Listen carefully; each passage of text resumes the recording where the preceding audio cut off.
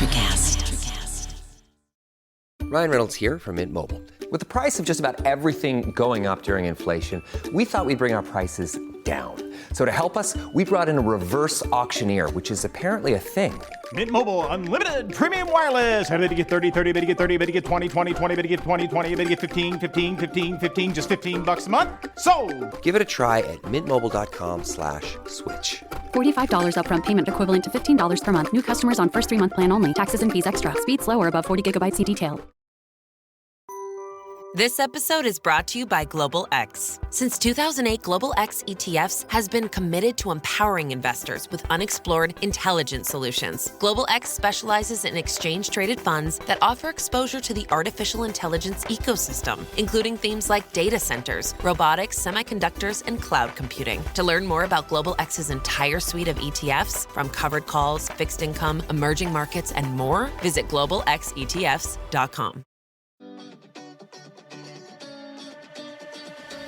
Welcome to Her Extraordinary Life by Design, where we celebrate women who are shaping their lives one extraordinary day at a time. I'm your host, Leslie Gaudet, self-care coach for women who are ready to make self-care a priority to support them in life and business. Every week, I'll be speaking with inspiring women from various walks of life who will share their personal journeys and will discover how they have fearlessly carved their own paths as business owners, passionately pursuing their dreams and creating a meaningful impact on their communities. So let's get started. Hello, and welcome to Extraordinary Life by Design podcast. I'm your host, Leslie Gaudet, and I'm thrilled to be speaking with my next guest. Today, we're talking with Kiri Mohan. Kiri helps women freelancers who have a background in the corporate world take their contractor business from surviving to thriving. Her corporate to contract core and collective programs guide women growing their freelance business to set them up for success, earn an income over 6 figures, and get more time back in their day. Kiri knows that there is a way to have a career, a flexible schedule, and get paid what you deserve, and her framework teaches you to do that. I'm really excited to have her with us today. So welcome, Kiri. It's a pleasure to welcome you to the show. Thank you so much, Leslie. I am excited to be here as well. Well, before we dive into your current work, it is tradition for me to start my episodes by having my guests share a little bit about their early experiences, their life before they got to where they are. So with that being said, could you please share with us some highlights from your past leading up to your journey to where you are today? And then we'll move into what it is that you're currently doing. Of course. So, I'll try to distill this down as much as possible. I was working corporate about 12 years ago. I'd been dabbling in freelancing as a side hustle. I wanted to earn a little bit of extra money. And then I ended up getting pregnant, and it was exciting. But then the pregnancy failed with a miscarriage. And then I got pregnant again. And this time it was, unfortunately, a lot of defects. It wasn't compatible with life. And I was going into the hospital all the time. So it was, for the first one with the miscarriage and this next one, it was just all the time. And this time of life that should be joyous was already filled with so much emotional angst. And then from there, I was in a work that wasn't very supportive. I wouldn't say it was toxic. It was very male dominated. It was a analytics tech company. There weren't a lot of women. I didn't feel like I could tell the truth about where I was going. So I started thinking, I need a work from home job. And I started looking up work from home jobs, and I saw more of this freelancing. And I said, oh, you know what? I've been doing it kind of here and there. What if I tried to take this full time? And it scared me because you have to find your own clients, and you have to just create your own structure and market yourself, all these things they didn't know. But I said, you know what? I have a full-time job anyway. If it doesn't work out, I will just go find another job that's more supportive and that aligns better. But I gave my all to it. And that's one of the things with me. When I put my mind to it, I go all in. There's no little bit, even though I pretend to trick myself that there is. So I went all in, and within 9 months, I was able to quit my full-time job. I was making a little bit less, but it allowed me to open up my schedule, right? I wasn't working and commuting anymore. Within a year, so 3 months later, I was making over 6 figures just myself. And then I just continued down this path, built an agency, did a bunch of different things with my business. And eventually I had people coming to ask me, how do you do this? I want to do it too.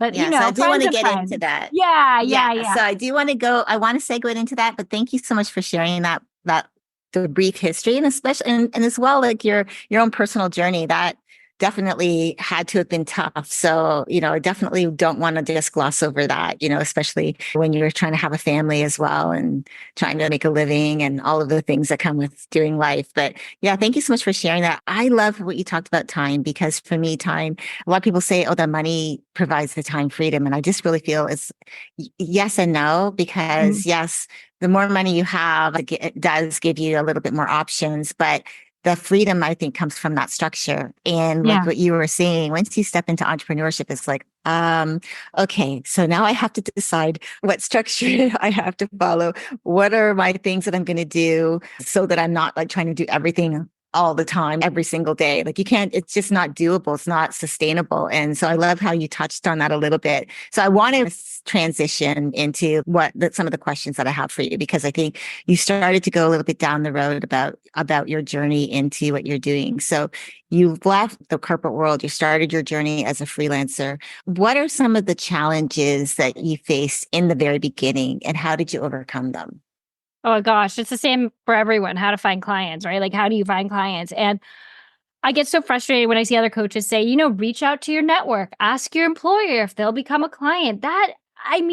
No. Well, I was an executive assistant freelancer, even though when I was just dabbling in it, I did a bunch of different things. When I decided to focus and try to make it something that was my career or full-time salary, I knew I should focus on what I'd been doing because I had the most skills in that. But no one at that point even knew how to function with an executive assistant not in the office. So I was really going out there and trying multiple different ways to market myself. I went to networking events. I was active on Twitter at that point, now X. I was on LinkedIn a lot. I joined marketplaces like, Upwork. It wasn't called Upwork back then. It was something else. I put myself everywhere. I did cold pitches to people on LinkedIn, trying to get their attention and trying to get them to work with me. I got so many no's, so many dead ends, so many months of, oh my gosh, is this even going to work? But eventually it does. And I kind of want to point out to people, I do have a podcast episode that goes into my first 5 clients. And every single client that allowed me to quit my full-time job eventually came from a different avenue. So when I'm coaching students today, I say, don't put all your eggs in one basket. Don't only be on LinkedIn or only be on Facebook or only be on Instagram or TikTok. Make sure you're diversifying your marketing. Don't be afraid of going to in-person networking events. Or if you are, then join online networking events, join online associations where you can get your name and get yourself out there more. It's not, you will grow slower if you just stick to one platform or one avenue. Yeah. Yeah, no, I love that. And one of the things that you were talking about, which I think is really scary for a lot of people, is putting yourself out there and then risking the rejection. And you went through that whole process and had people say no, because you were, again, listening to, there's a lot of people out there that are coaching an old model. It's an old model. It worked way back in the day when it was first introduced, but things change and we have to adapt to the changing ways that people respond to content, respond to being messaged in their private messages, whether it's on Facebook or on LinkedIn, Instagram, wherever it is that you're messaging them. We have to really be able to adapt to the changing face of the consumer, because they change their mind. We change our mind. We like one way one day, and then it's like another day comes along and it's like, yeah, we no longer like that process. So, but I love the fact that you still had the courage to put yourself out there and experience all the no's, because that led you to your yes. And I think that's the biggest obstacle, I think, a lot of the time for people who are going out there, becoming a freelancer or whatever it is that they're doing, is the initial steps of putting yourself out there, asking for the sale, or not necessarily for the sale, but maybe for getting on a call that could possibly lead to a sale, and hearing no over and over again, and then giving up, rather than just saying, you know what, this person isn't the right fit, so let's move on to the next one. Or maybe this person isn't the right fit right now, so let's move on to the next one. So I really love that. Or even changing your pitch and the way you talk on a sales call. Like, I remember every no I got, I'd be sitting in the shower and it just made me rethink it over and over again. Okay, next time I'm going to talk like this. Next time. And I just did that today, even with my coaching. I was pitching someone. I did a free audit for them. So they weren't even on the line with me. pitched them at the end of it. And I thought, oh my gosh, I wish I had phrased it like this and made her feel more special and felt more like instead I just was like, here's my program, you should join. So it's something like that, like always tweaking and pivoting. And how can I change it to make it more appealing so the person wants to say yes, right? Yeah, exactly. And again, it's like we'll never be able to master everything, but if we can just be confident and just be ourselves, I think that's where I think a lot of people really respond to a person just coming out and being who they are and not. And I'm talking about I'm not talking about being, when I say being who you are, I'm saying like being this really true, authentic person who really wants to help. And that's how you come across a service mindset. And it's all about them and not about yourself. People respond to that. So however your messaging changes, it's always going to align with that. That's how I look at it when I'm doing my messaging, whether it changes or not, it still comes from that same mindset of what is it I can do for you? What's in it for you? Yeah. Which, and I think that's important. So you have corporate to contract, core and collective, and you've got programs that help freelancers to move, as we were saying, from just that survival state to really being able to thrive. What are some key elements or strategies that people who are doing this need to implement or is important for them in order to achieve sustainable success and hit those 6-figure income goals? Yeah, a lot of it comes, not a lot of it, but I think a good portion of it is mindset. By the time you're ready to invest in a coach, your mindset is shifting and realizing something needs to change, right? So you're saying, okay, especially people, I love working with people from corporate because you weren't taught how to be a salesperson. You weren't taught how to run your own business. So you're just looking at this as applying to jobs. They see a job come up on LinkedIn or on Upwork and it says freelance, whatever needed. And they apply because that's the only way they know how to get clients, right? So I teach them to broaden which we kind of touched on, broaden their marketing. How can you pitch clients? How can you get clients from there? I teach them a lot about messaging and branding and how I have a reflection framework, which goes into how can you reflect your ideal client back to them so they're more warmed up and likely to want to work with you based on your branding. I have a lot of my clients have to do competitor and ideal client analysis where they really dive in to see what their competitors and ideal clients are doing in terms of social media outreach, what they're doing in terms of marketing. Do they have newsletters? All of that. How is their website? How does that look like compared to what you might have on your website? I have a very distinct pricing strategy. And I think a lot of what I teach, people raise their prices from working with me that they might already have with current clients. They're able to double or triple their income because they change the way their pricing is. A lot of times people just go on Google, like, how do I work as a freelancer? How do I charge? And it says you need to do this per hour or the average is this per hour. And people just take that and they run with it and they don't know how to package up their skills in a way to show value and to show the person like, oh yeah, this is what I want to do when I'm working with them. So it's a lot around, I think, branding, cold pitching, marketing, and pricing. Yeah. And being really confident enough in what you do, like being able to sell yourself on yourself so that when you go out and talk to people, and I learned that even just recently, that is really being able to guarantee yourself to you, like your services are valuable and you're going to be able to help a lot of people with it and not be looking for that external validation. I think, which we do that a lot. And you talked about that mindset, which I wanted to transition into because I feel many women, when they transition from corporate to their own entrepreneurial path, they might struggle with shifting their mindset, which we've talked about, and breaking away from traditional work structures. You talked about in the beginnings, like, oh, I actually had to figure that out. And I know that I can actually definitely relate to that because I went from a structured environment in corporate, to my own business where I had to learn how to put in those structures, how to support myself in business. Like, where's the clarity here? And figuring out what do I focus on and how do I structure my days so that I have the time freedom? Because that is where I was saying time freedom, not necessarily does it come from money. It comes from how you structure using your time effectively and also how it supports your energy. So how do you help your clients overcome this hurdle and embrace the freedom and responsibility of freelancing?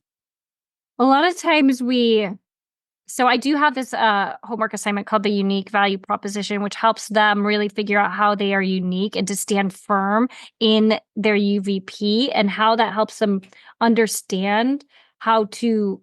It helps with the mindset in the sense that it helps you feel less lost. It helps you build a foundation for your business. I talk a lot about with them our first session. What does your ideal week look like?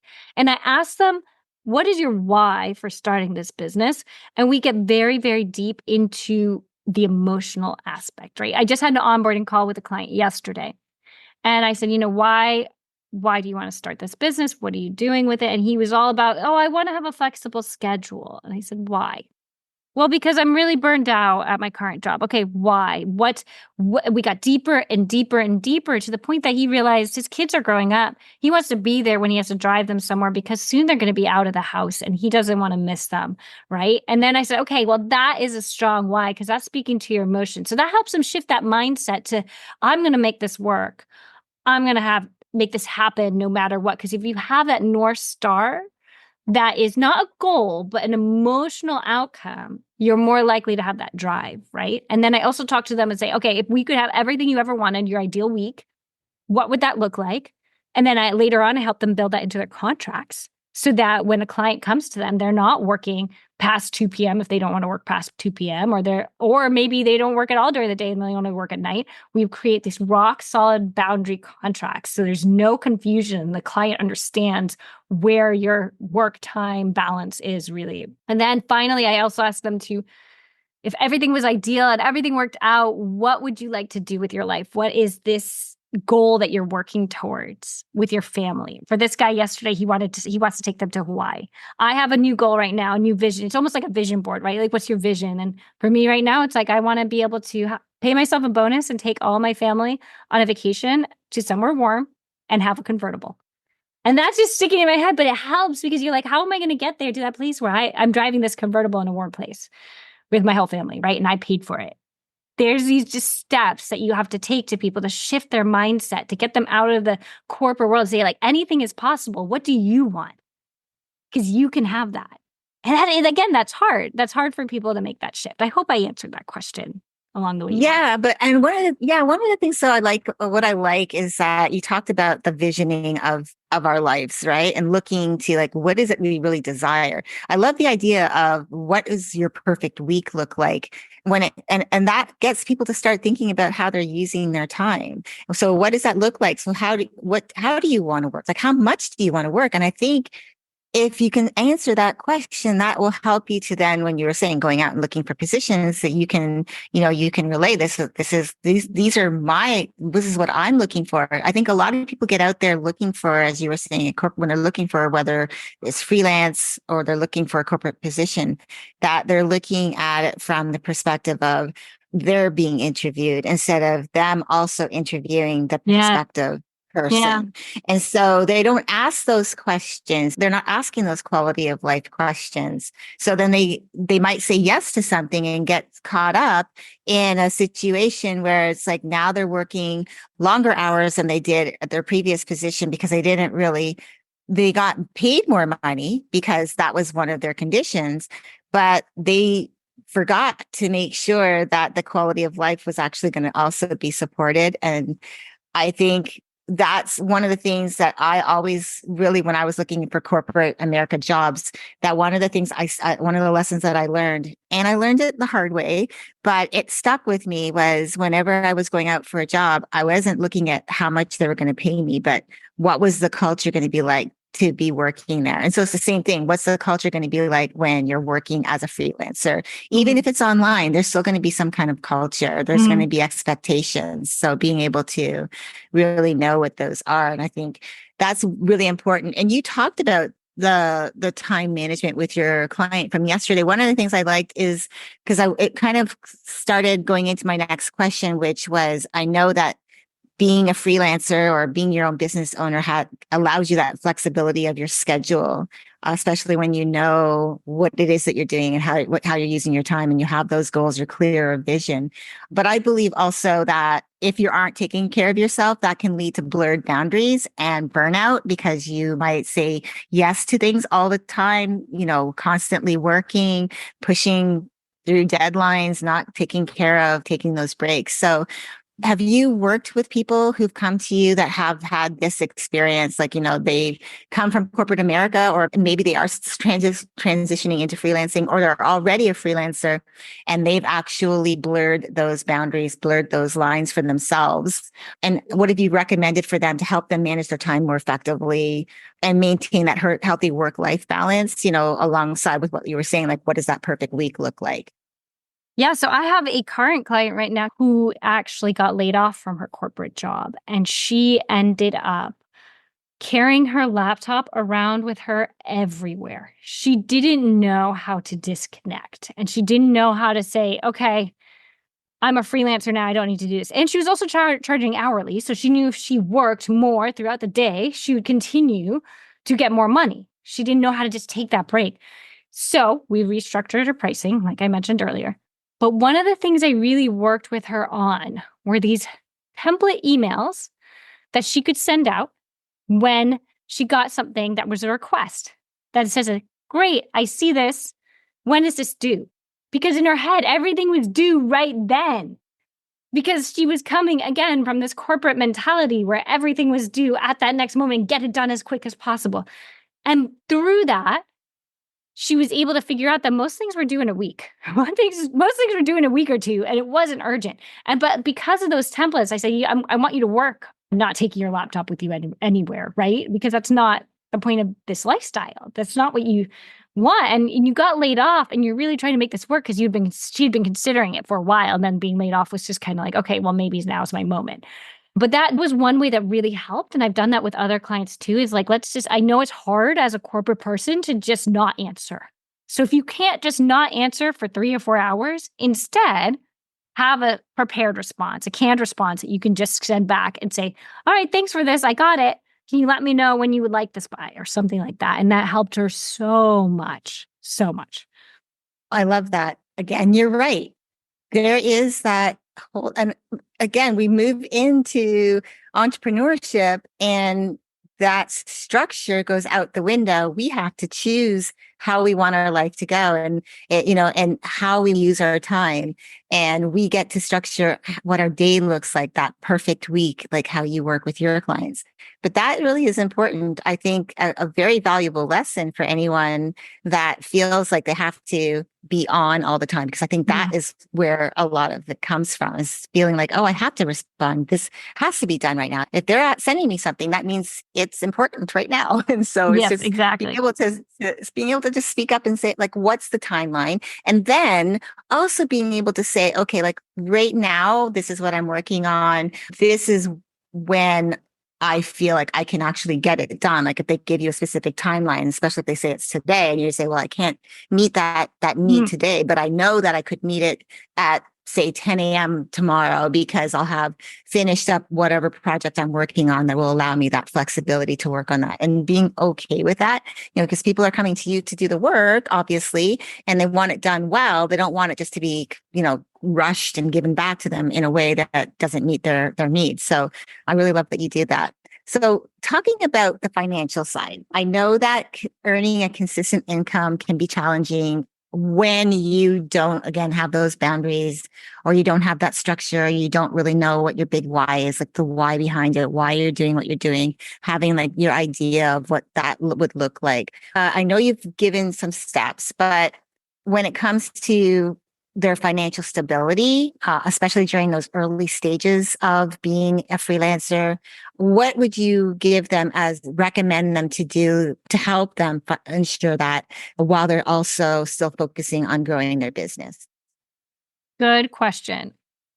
I did have one client who, I don't recommend this, but he completely quit his job and decided to go all in on the freelancing, which is great.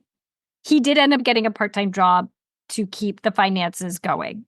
Because he understood that sometimes you don't find a client for anywhere 8 months to a year. Sometimes it can take, depending on your sector, depending on your competition, there's a lot out there. He did get a part-time job. What I recommend to most people, if they are still in corporate, then we make sure we're working the schedule that works with their corporate job or any job. The guy I was talking about yesterday is a teacher, so he has a little bit more flexibility. But if you are so lucky that you're trying to, or you're just in the beginning stages. I work with a lot of freelancers who are making anywhere 3 to 5K months, but they want to have more steady income. They want to be able to have a reliable set of income. We work really hard on a few different marketing tactics. We work on newsletters so that they can gather emails and they can send a blast when they have, an opening available or time for a project. I also try to encourage, if this is possible with their business, to have some retainer clients and some project. Because there are some people who enter the freelancing world because they don't want retainer projects. They like the challenge and the keeping things fresh by having different clients all the time. But I say until you build up such a referral system or even such a great marketing system that you've figured out how to just get people to sign up like that, you're going to have trouble maintaining a consistent income. So it's good to have a few retainer clients there for now. So that's usually what I recommend, even with people like website designers. I've worked with some website designers, and what we do is structure their tiers, basically their pricing structure and packages, that some of their clients or maybe go over 3 months. Their website design takes over 3 to 4 months. So they're getting paid every month for those 3 or 4 months. And then maybe they have some that are quick, short bursts, maybe VIP days, maybe within 2 weeks. So they can structure their time around that and have a little bit of set income holding them through with the longer projects. Yeah, I love that. And I think that's great, helping them to have that structure. Because again, when you go out on your own, you just don't, unless you've had some kind of exposure to someone who's really giving you that insight behind it, or you've been following other people before you made that leap into starting your own business. A lot of the time, at least I know even from my own personal experience, I didn't know what I didn't know. And so I just jumped into it.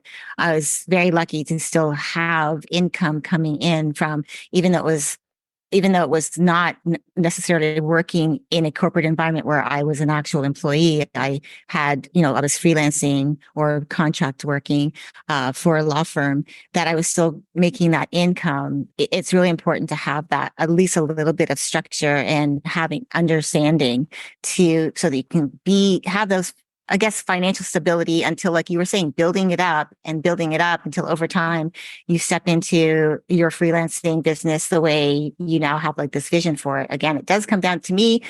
Honestly, I feel it really does come down to clarity of vision. If you know exactly what you want your life to look like, it really makes all the difference, because then you're not all over the map and trying to figure it out, but you actually have a goal. Like you were saying, having the goal of paying yourself a bonus to take your family on a trip where, the next added bonus for you is having a convertible. That is a goal to work towards, and you have a why behind it. It's not just about having the convertible and going on a vacation. It's like taking the whole family with you. Yeah. There's that whole intentionality behind it. So my last question to you is, it's an if I had known question. So based on what you know now and where you are today in your business, what advice would you give to women considering the leap from a corporate job to freelancing to help make their transition smoother and more successful? If I had known, I would have told myself, and I tell everyone this, don't give up. You just have to change. You just have to pivot. You just have to tweak. It is possible no matter what, but too many people give up right when things are about to take off. And trust me, I've owned 4 businesses and 2 failed.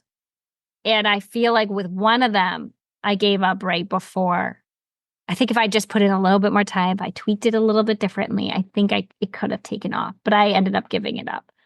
But with both my successful businesses, my freelancing and my coaching, I just kept going. I kept changing. I kept looking at others and seeing what they were doing. I kept tweaking. I kept saying, okay, what can I do that will resonate more clearly with my audience? And if I lost a sales call, again, I didn't wallow in self-pity. I'd say, I didn't show the value.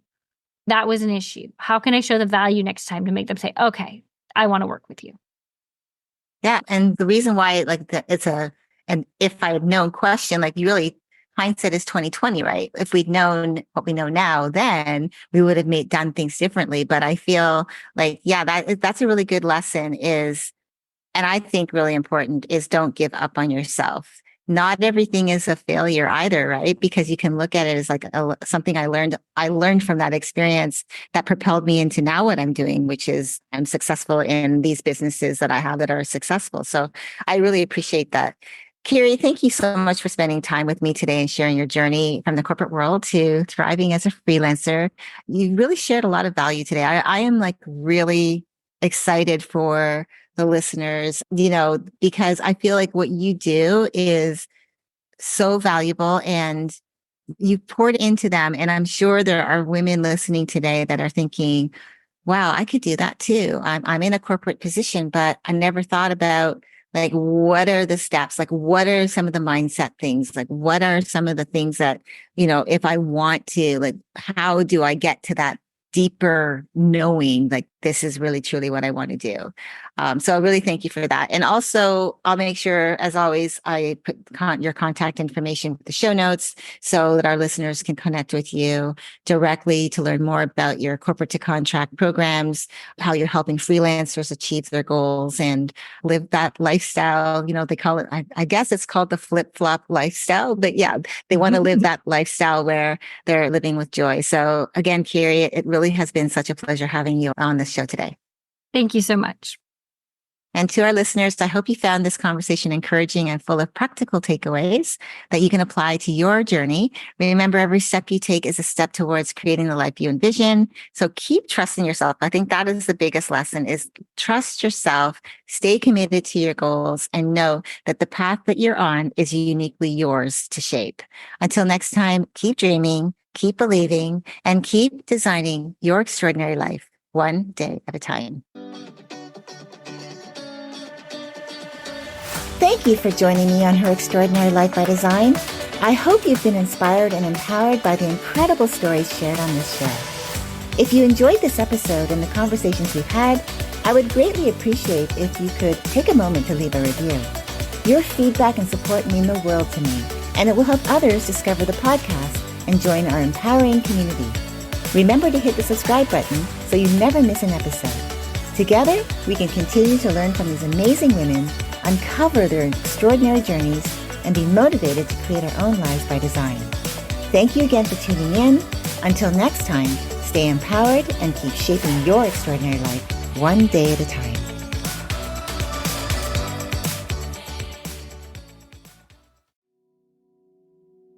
Hi everyone, I'm Geraldine Glass, a leader in the field of music as medicine, and I'm excited to share with you my newest release of healing sound, Pentatonic Visions, with Chris Scholler and Electricast Records.